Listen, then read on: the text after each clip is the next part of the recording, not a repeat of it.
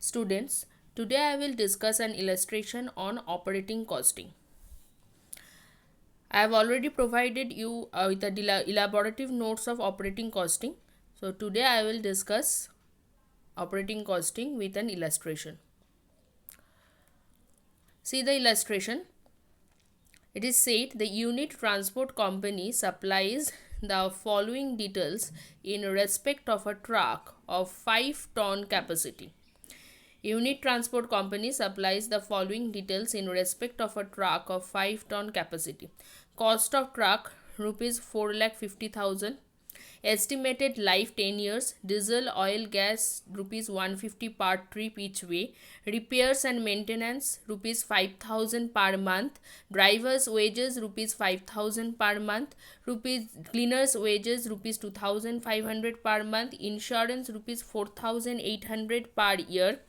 Tax rupees 2,400 per year and general supervision charges rupees 4,800 per year. এগুলো তোমাদেরকে দিয়ে দেওয়া হয়েছে এবং নেক্সট এতে বলা হয়েছে যে যা truck carriage goods to and from the city covering a distance of 50 kilometre each way. তার মানে হচ্ছে যে ট্রাকটা গোটা সিটিতে টোটাল ওয়ান ওয়েতে কতটা ডিস্টেন্স কভার করছে, that is 50 kilometre one way, it's not a two way. ঠিক আছে, ওয়ান ওয়ে। আমাদের কাছে এই ওয়ার্ডগুলোয় অপারেটিং কস্টিং বা ট্রান্সপোর্ট কস্টিংয়ের ক্ষেত্রে কিছুভাবে ম্যাটার করবে, কেননা আমাদেরকে টোটাল যে ডিস্টেন্সটা হবে ওয়ান ওয়েতে যদি 50 কিলোমিটার হয়, আমরা সবসময় জানি যে একটা কাজ করে সে পৌঁছাবে, that is one way. And যখন সেটা আবার রিটার্ন করবে, সেম ডিস্টেন্স আবার সে ট্রাভেল করবে এবং রিটার্ন করলেও তার কী হবে, আরেকটা ওয়ে হবে, সেই ওয়েতে তার কত কিলোমিটার ট্রাভেল করা হবে, 50 কিলোমিটার ট্রাভেল করা হবে। তাহলে when it's a two way then it's 100 kilometre, total 100 kilometre. তো এখানে ওয়ান ওয়েতে আমাদের কত বলা আছে, 50 kilometre. In outward trip the freight is available to the extent of full capacity and on return of 20% of capacity.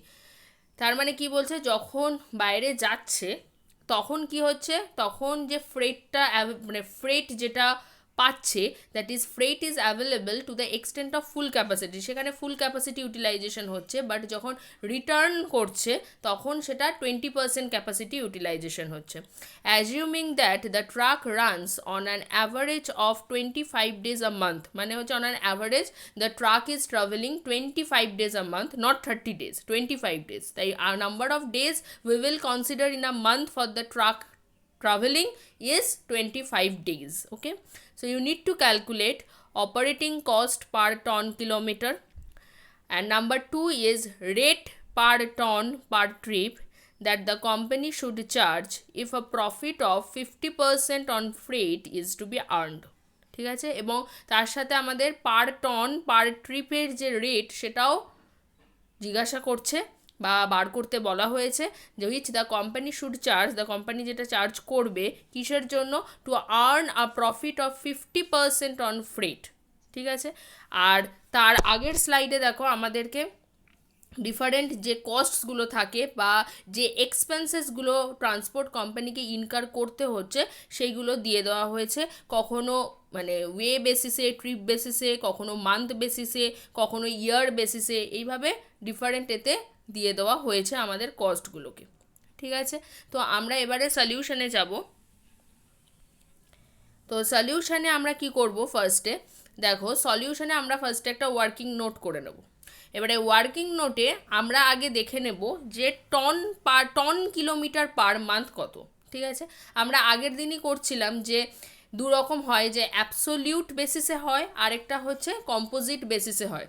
আমরা এগুলো নোটসে দেখেছিলাম যে যখন আমরা ভ্যালুটা বার করি, যেটার উপরে ভিত্তি করে আমরা কস্টটাকে বার করার চেষ্টা করি যে অপারেটিং কস্ট কত, তো সেই ক্ষেত্রে আমাদের কি হয়, দুটো বেসিস থাকে, একটা হচ্ছে কম্পোজিট ইউনিট বেসিসে, আরেকটা হচ্ছে অ্যাবসোলিউট বেসিসে।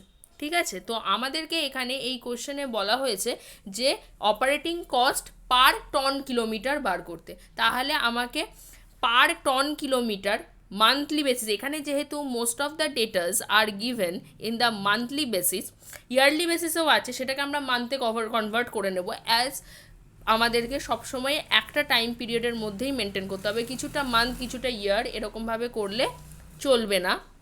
তো সেই জন্য আমরা কি করব, আমরা মান্থলি বেসিসে নিয়ে নেব। এবং সলিউশনে দেখো যেহেতু operating cost per ton kilometre বলা হয়েছিল, তো আমরা আগে টন কিলোমিটারটাকে আগে বার করে নেব, ঠিক আছে। তাহলে আমরা পার মান্থে টন কিলোমিটার কি কতটা হচ্ছে তো সেইটা আমরা দেখে নিচ্ছি। টন কিলোমিটার বলতে এটা হচ্ছে একটা কম্পোজিট ইউনিট। কেননা টন হচ্ছে ওয়েটের ইউনিট এবং কিলোমিটার হচ্ছে ডিস্টেন্সের ইউনিট। তো আমরা এখান থেকে দেখব যে একটা ট্রাক কি হচ্ছে, কত কিলোমিটার ট্রাভেল করছে, একটা ট্রিপ বা ওয়ান ওয়ে আর টু ওয়ে ট্রিপ মিলিয়ে, বা একটা পুরো ট্রিপে কত কিলোমিটার ট্রাভেল করছে, প্লাস এটাও দেখব ওই অত কিলোমিটার যে ট্রাভেল করছে কত টন মানে কত ওয়েটের জিনিস নিয়ে সে ট্রাভেল করছে। এটা হচ্ছে কম্পোজিট ইউনিট। তাহলে আমি সেটা, আর we have taken a time period of 1 month, তাহলে টন কিলোমিটার পার মান্থ এটা আমরা বার করব। কিভাবে বার করব, আমরা অ্যাবসোলিউট বেসিসেই যাচ্ছি। অ্যাবসোলিউট বেসিস মানে কি, অ্যাবসোলিউট বেসিস মানে হচ্ছে আমাদের কাছে যে যে ওয়েটসগুলো অ্যাভেলেবেল আছে প্লাস যে যে ইউনিট মানে যে যে ডিস্টেন্সটা আছে দুটোকে আমরা সাইমালটেনিয়াসলি মাল্টিপ্লাই করে দেবো, ঠিক আছে। তো সেই বেসিসে তোমরা দেখো যে আমাদের কোয়েশ্চেনটায় কি বলা হয়েছিল। সেকেন্ড পার্টে যাও, সেকেন্ড পার্টের কোয়েশ্চেনে দেখো বলেছে যে the truck carriage goods to and from the city covering a distance of 50 kilometre. খুব ভালো কথা। এবার 50 কিলোমিটার ইচ ওয়ে, এটা হয়ে গেল। আরেকটা জিনিস আছে হচ্ছে যে in the outward trip freight is available to the extent of full capacity, ঠিক আছে। ফুল ক্যাপাসিটিতে আমাদের কত আছে দেখো, প্রথমেই যদি কোশ্চেনের চলে যাও তাহলে দেওয়া আছে দেখো, unit transport company supplies the following details in respect of a truck of 5 ton capacity. Clear? 5 ton capacity হচ্ছে আমার কি মানে, তার মানে কি আমার ট্রান্সপোর্ট কোম্পানিটার ফুল ক্যাপাসিটি কত, ফুল ক্যাপাসিটি হচ্ছে 5 টন, মানে 100% ক্যাপাসিটি। যখন একটা ট্রিপে সে তার 100% ক্যাপাসিটি ইউটিলাইজ করছে তখন সে কত টন নিয়ে ট্রাভেল করতে পারছে, সে 5 টন নিয়ে ট্রাভেল করতে পারবে। মানে ম্যাক্সিমাম ক্যাপাসিটি বা ফুল ক্যাপাসিটি যদি আমি কনসিডার করি তাহলে তার কত, সেটা 5 ton. That is given in your question. Clear? এবারে তুমি যদি সেকেন্ড পার্টে যাও, সেকেন্ড পার্টে কি বলেছে যে ফ্রেট যেটা অ্যাভেলেবেল থাকবে, তো সেটা ফ্রেটের কথা পরে আসছি, যে কত একটা আউটওয়ার্ড ট্রিপ, ফার্স্টে বোঝো আউটওয়ার্ড ট্রিপে সে ফুল ক্যাপাসিটি ইউটিলাইজ করছে, তাহলে ফুল ক্যাপাসিটি মানে হচ্ছে 5 টন।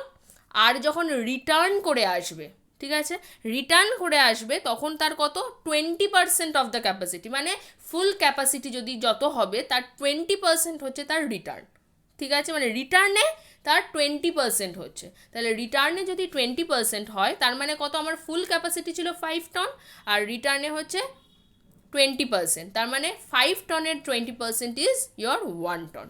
ক্লিয়ার? তো সেই মতোই আমি সলিউশনে করেছি যে টোটাল টনটা তাহলে আমার কত হবে, টোটাল টন হবে দেখো লিখেছি ব্র্যাকেটে 5 tons on outward trip and 1 ton on return trip. কীভাবে এলো, ফুল ক্যাপাসিটি আমার কোয়েশ্চনে দেওয়া আছে 5 টন আর রিটার্নটাকেও আমাকে অ্যাড করতে হবে, একটা ওয়ে মানে হচ্ছে পুরোটাকে আমরা এখানে কনসিডার করছি।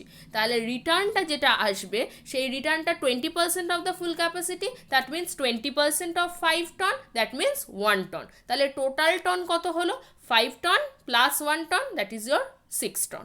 ঠিক আছে, তাহলে 6 টন। আর কত কিলোমিটার ট্রাভেল করছে, টনটা আমার হয়ে গেল, ঠিক আছে, টন হয়ে গেল। দেখো কিভাবে আমরা করছি, টন কিলোমিটার পার মান্থ, তাহলে টনটা আমি পেয়ে গেলাম কত, 6।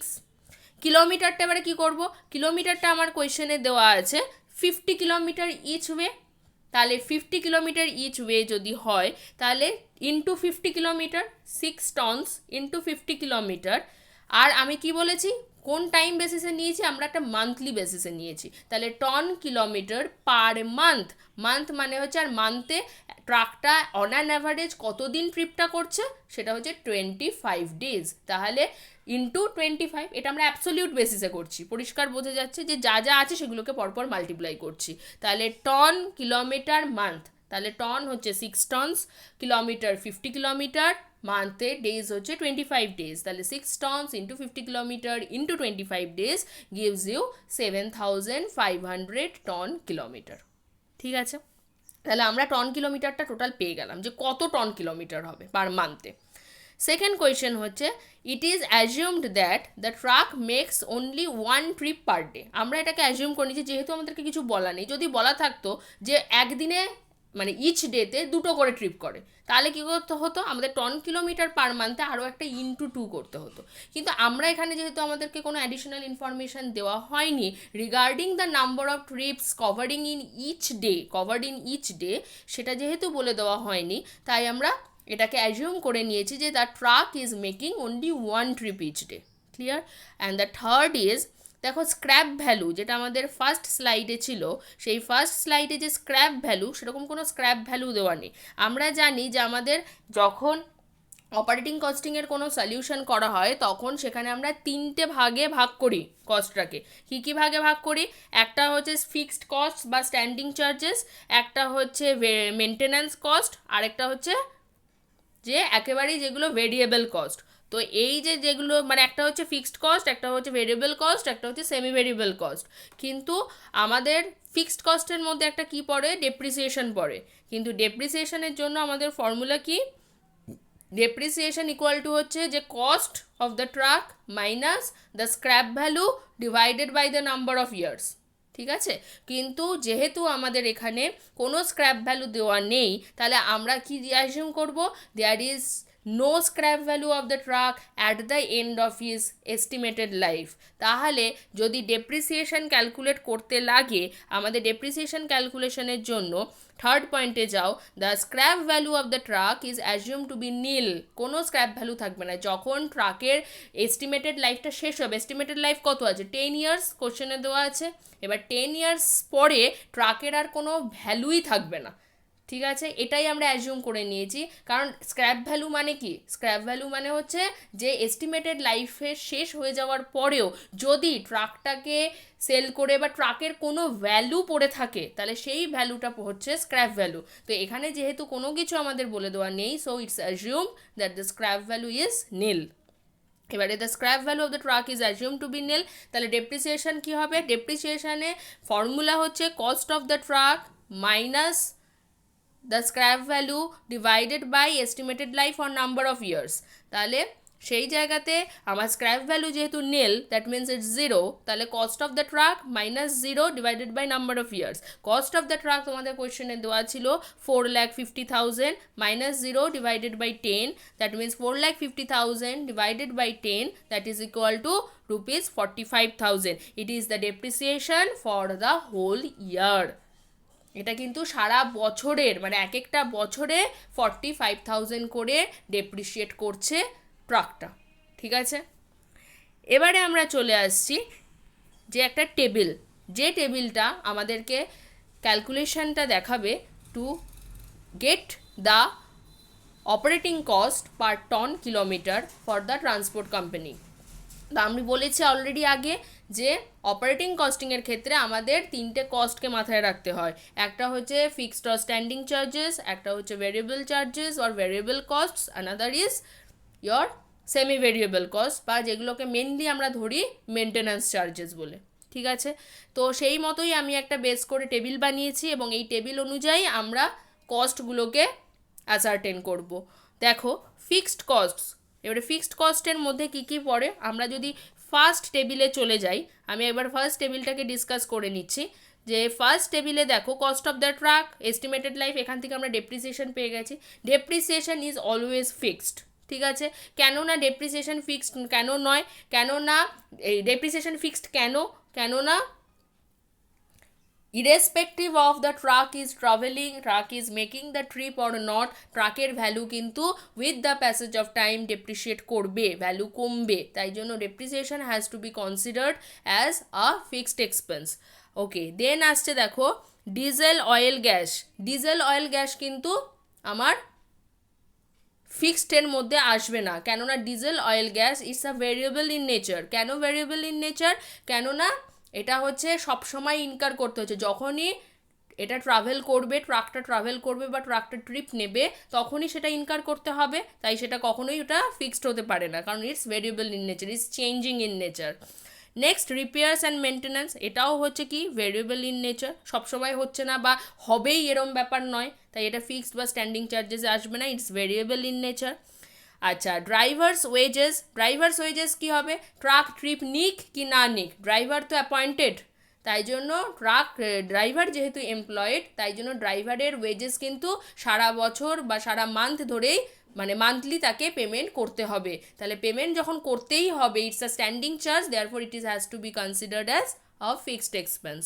Next cleaners wages, same drivers ওয়েজেসেরই মতো, সেটা হোক কি না হোক প্রতিদিনই বা একটা with a passage with the time interval basis তোমাকে ট্রাকটাকে ক্লিন করতে হবে, তাই cleaners wages has to be considered as a fixed or standing expense.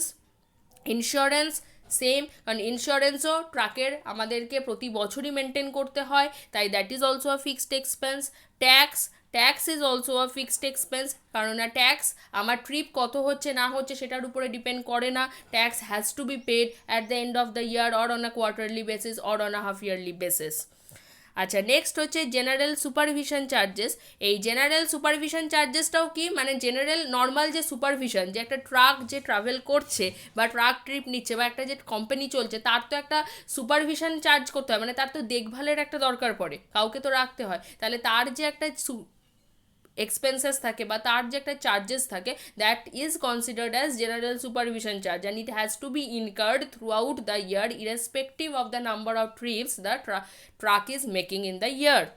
তাহলে সেটাও আমাদের কি হবে, general supervision charges also has to be considered as a fixed expenses. তাহলে আমরা এখান থেকে কী কী ফিক্সড কস্ট পেলাম, জেনারেল সুপারভিশন চার্জেস পেলাম, tax, insurance, drivers wages, cleaners wages, এই পাঁচটা হচ্ছে আমাদের ফিক্সড কস্টে যাবে, আর বাকি যেগুলো থাকবে সেগুলো আমাদের ভেরিয়েবল কস্টে যাবে। তাহলে আমরা চলে আসি টেবিলটায়।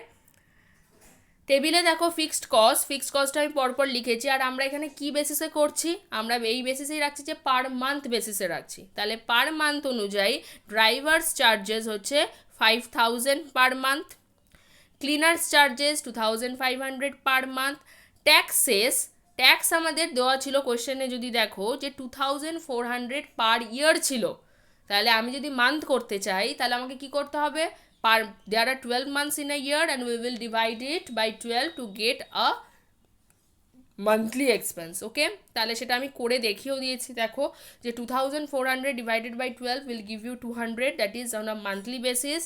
ইন্স্যুরেন্স সেমভাবে 4800 পার ইয়ার ছিল, we have divided it by 12 and we have got 400 as a monthly insurance expense.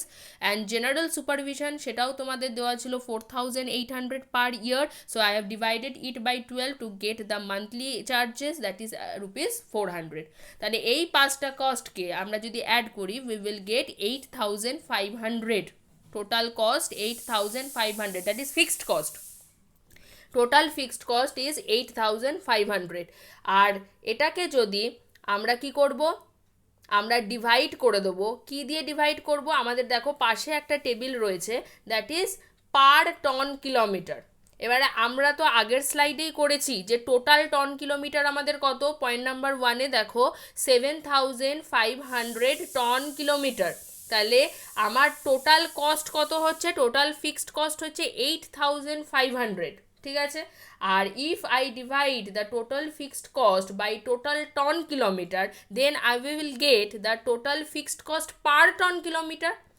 তাহলে সেটা কত হবে, 8500 হচ্ছে আমার total fixed cost divided by 7500, that will give you the total fixed cost per ton kilometre as 1.133। তাহলে আমরা 1.133 কীভাবে পাচ্ছি, that is 8500 divided by 7500, that is total fixed cost divided by total ton kilometre. এবারে আসছি আমরা variable কস্টে। Variable কস্টে হচ্ছে কী কী ছিল বাকিগুলো নেব, ভেরিয়েবল কস্টে আমরা নেব হচ্ছে ডিজেল অয়েল গ্রিজ, ঠিক আছে, ডিজেল অয়েল গ্রিজ সেটা হচ্ছে 7500। কীভাবে 7500 এসছে দেখো, 7500 এসছে হচ্ছে 150 ইন্টু 2 ইন্টু 25, ঠিক আছে। তো 150 আমাদের কোথা থেকে আসছে, যে ডিজেলের যে খরচাটা ছিল, ডিজেল অয়েল গ্যাস দেখো rupees 150 per trip each way. ভালো করে দেখে নাও, তাহলে 150 এলো, এবারে 150-র পরে হচ্ছে পার ট্রিপ ইচ ওয়ে। তাহলে একটা ট্রিপ যখন একটা ওয়ান ওয়ে ট্রিপ করছে, কবার ট্রাভেল করছে? একবার যাচ্ছে আবার আসছে, তার মানে যাওয়া আউটওয়ার্ড অ্যান্ড রিটার্ন। আউটওয়ার্ড মানে একটা ট্রিপ, আবার রিটার্ন করছে আরেকটা ট্রিপ, তাহলে ওয়ান ওয়ে, এটাকে দুটো ট্রিপ মিলিয়ে আমার একটা ওয়ে হচ্ছে, ওয়ান ওয়ে হচ্ছে। তাহলে এইটা হলে আমার কত হচ্ছে? দুটো ট্রিপ হচ্ছে। তাহলে আমি কি করেছি? ইন্টু টু, তাহলে ₹150 পার ট্রিপ কটা ট্রিপ হলো? Into two. আর ওয়ে হচ্ছে মানে পার ট্রিপ পার ওয়ে, মানে হচ্ছে একটা ওয়েতে কটা ট্রিপ করছি? দুটো ট্রিপ করছি। আর আমরা মান্থে কটা ডেজ এরমভাবে কাজ করছি হচ্ছে 25 ডেজ, তাহলে ইন্টু 25। তাহলে টোটাল আমি মান্থের ডিজেল অয়েল গ্রিজের খরচাটা পেয়ে যাচ্ছি। কিভাবে পেলাম? 150 ইন্টু 2 ইন্টু 25, দ্যাট ইজ 7500। আচ্ছা, ডেপ্রিসিয়েশন। এখানে ডেপ্রিসিয়েশনকে আমি ইন জেনারেল ডেপ্রিসিয়েশন অনেক সময়তেই ফিক্সড এক্সপেন্স হিসেবে কনসিডার করা হয়, তবে আমি এখানে ডেপ্রিসিয়েশনকে ভেরিয়েবল কস্ট হিসেবে কনসিডার করেছি। এবং আমার টোটাল ডেপ্রিসিয়েশন পার ইয়ার কত দেওয়া ছিল, কত বার করেছিলাম? যে আমরা 45,000 পার ইয়ার বার করেছিলাম। তাহলে 45,000 যদি পার ইয়ার হয়, to get the monthly depreciation, if we divide it by 12 we will get the monthly value of monthly depreciation charged. তাহলে সেটা কিভাবে পেতে পারি? 45,000 divided by 12, that gives you 3,750। আর আরেকটা ছিল হচ্ছে আমাদের রিপেয়ার্স অ্যান্ড মেনটেন্যান্স। তো রিপেয়ার্স অ্যান্ড মেনটেন্যান্স তোমাদের অলরেডি দেওয়া ছিল কোয়েশ্চেনে ₹5,000 পার মান্থ, তাহলে মান্থ ওয়াইজই ওটা দেওয়া ছিল 5,000 পার মান্থ। তাহলে এই তিনটেকে যদি তোমরা অ্যাড করো, you will get 16,250, which is the total variable cost. Clear? তাহলে টোটাল ভেরিয়েবল কস্ট আমরা পেয়ে গেলাম ফর দ্য মান্থ, আমরা মান্থ বেসিসে করছি, তাহলে 16,250।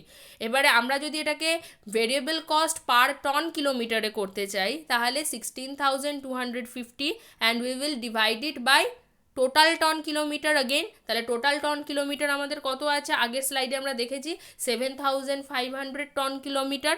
তাহলে if we divide the total fixed cost by the total ton kilometre, we will get the variable cost per ton kilometre. তাহলে we will divide 16,250 by 7,500 and we will reach to variable cost per ton kilometer, that is 2.167. Clear? এবারে আমরা তাহলে পেয়ে যাচ্ছি, এখান থেকে আমরা automatically operating cost per ton kilometre পেয়ে যাব। অ্যাড করে দেবো operating cost. Total operating cost is 24,750, which we are getting by adding the total fixed cost and total variable cost। আর যদি সেটা আমরা পার টন কিলোমিটার করি, তাহলে আমরা অলরেডি ফিক্সড কস্টের পার টন কিলোমিটার করেছি এবং ভেরিয়েবল কস্টের পার টন কিলোমিটার করেছি।